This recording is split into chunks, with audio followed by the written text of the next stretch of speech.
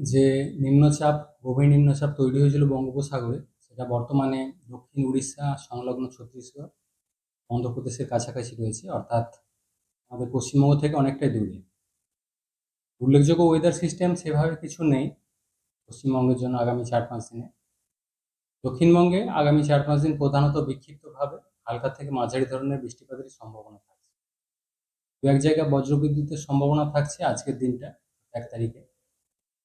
কলকাতা পার্শ্ববর্তী অঞ্চলেও প্রধানত বিক্ষিপ্তভাবে বৃষ্টিপাতের সম্ভাবনা। এখনই দক্ষিণবঙ্গের জন্য সেভাবে ভারী বৃষ্টি বা একটানা বৃষ্টি সেরকম কিছু নেই, মেনলি স্বল্পস্থায়ী বৃষ্টিপাতই থাকবে। মৎস্যজীবীদের জন্য আজকের দিনটা গভীর সমুদ্রে যেতে নিষেধ করা হয়েছে, মেনলি উড়িষ্যা, অন্ধ্রপ্রদেশ এই সাইডটাতে, যেহেতু সিস্টেমটা রয়েছে এখনো।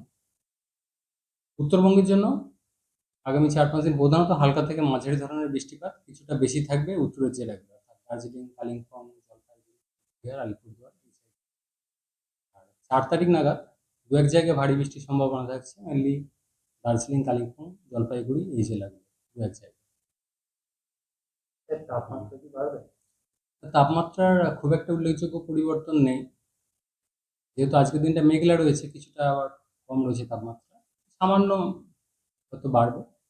খুব একটা পরিবর্তন নেই তাপমাত্রা। কলকাতা পার্শ্ববর্তী অঞ্চলে দিনের সর্বোচ্চ তাপমাত্রা 33 থেকে 34 ডিগ্রি কাছাকাছি থাকবে, সর্বনিম্ন 27 থেকে 28 ডিগ্রি কাছাকাছি থাকবে।